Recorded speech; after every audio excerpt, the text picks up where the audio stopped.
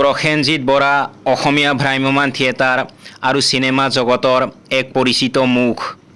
তেওঁৰ বলিষ্ঠ অভিনয় আৰু আকৰ্ষণীয় ব্যক্তিত্বৰ বাবে তেওঁ অসমৰ যুৱ প্ৰজন্মৰ মাজত অত্যন্ত জনপ্ৰিয়। প্ৰসেনজিৎ বৰাৰ জন্ম অসমৰ তিনিচুকীয়া জিলাৰ বৰদলৈ নগৰত হৈছিল। তেওঁৰ জন্ম তাৰিখ 10 আগষ্ট। বৰ্তমান তেওঁ গুৱাহাটীৰ স্থায়ী বাসিন্দা।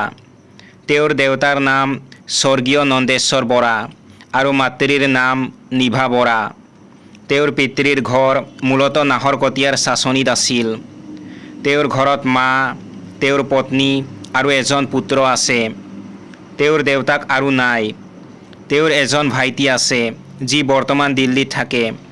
ঘৰত তেওঁক মাকে সোণটো বুলি মাতে। বন্ধুসকলে তেওঁক দুল মাতে। তেওঁ স্কুলীয়া শিক্ষা নগাঁৱৰ শংকৰদেৱ শিশু নিকেতন, তিনিচুকীয়াৰ আদৰ্শ প্ৰাথমিক বিদ্যালয়ৰ পৰা গ্ৰহণ কৰিছিল। তাৰ পাছত তেওঁ চেনাইৰাম উচ্চতৰ মাধ্যমিক বিদ্যালয়ত শিক্ষা গ্ৰহণ কৰিছিল। তেওঁ তিনিচুকীয়া কলেজৰ পৰা উচ্চতৰ মাধ্যমিক শিক্ষা সম্পূৰ্ণ কৰিছিল। তেওঁ গুৱাহাটীৰ আৰ্য বিদ্যাপীঠ মহাবিদ্যালয়ৰ পৰা স্নাতক ডিগ্ৰী লাভ কৰে। প্ৰসেনজিৎ বৰাই মূলতঃ অভিনেতা হিচাপে নিজৰ কেৰিয়াৰ গঢ়ি তুলিছে। তেওঁৰ সৰুৰে পৰাই অভিনয়ৰ প্ৰতি তীব্ৰ ৰাপ আছিল। তেওঁ 2006 চনত ৰবীন্দ্ৰ ভৱনত ডক্টৰ ভৱেন্দ্ৰনাথ শইকীয়াৰ এন ইন্সপেক্টৰছ কল নামৰ নাটক, যি তদন্ত নামেৰে স্বপ্ননীল বৰুৱাই অনুবাদ কৰিছিল, তাত মঞ্চাভিনয় কৰি অভিনয় জগতত আত্মপ্ৰকাশ কৰে। তাৰ পাছত তেওঁ কৃষ্ণমণি চুতীয়াৰ আপোন গৰি নামৰ এলবামত পাহাৰীয়া মন ভিডিঅ' গীতত অভিনয় কৰি অভিনয় জীৱনৰ আৰম্ভণি কৰিছিল। তেওঁ অভিনয় কৰা উল্লেখনীয় চলচ্চিত্ৰসমূহ হ'ল জানমণি 2, সোণাৰুৰ হালধীয়া হাঁহি, অপ্সৰা, মেঘালী আৰু তুমি যদি কোৱা। তেওঁ অসমৰ আগশাৰীৰ ভ্ৰাম্যমাণ থিয়েটাৰ যেনে হেঙুল থিয়েটাৰ, ৰাজমুকুট থিয়েটাৰ আদিৰ সৈতে জড়িত।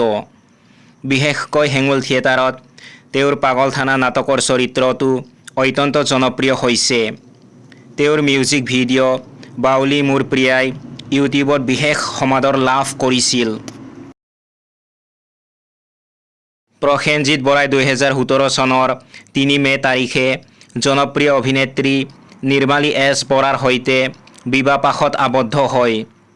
তেওঁলোক দুয়োৱে একেলগে বহু নাটকত অভিনয়ো কৰিছে। তেওঁৰ উচ্চতা প্ৰায় 6 ফুট। বিভিন্ন স্থানীয় অনুষ্ঠান প্ৰতিষ্ঠানে তেওঁক তেওঁৰ অভিনয়ৰ বাবে সম্বৰ্ধনা জনাই আহিছে। প্ৰসেনজিৎ বৰা কেৱল এজন অভিনেতাই নহয়, তেওঁ অসমৰ থলুৱা শিল্প সংস্কৃতিৰ এজন নিষ্ঠাৱান সেৱক। ভ্ৰাম্যমাণ থিয়েটাৰক বিশ্বৰ এক বিৰল উদ্যোগ বুলি অভিহিত কৰা প্ৰসেনজিতে নিজৰ অভিনয়েৰে এই উদ্যোগটোক জীয়াই ৰখাত গুৰুত্বপূৰ্ণ ভূমিকা লৈছে।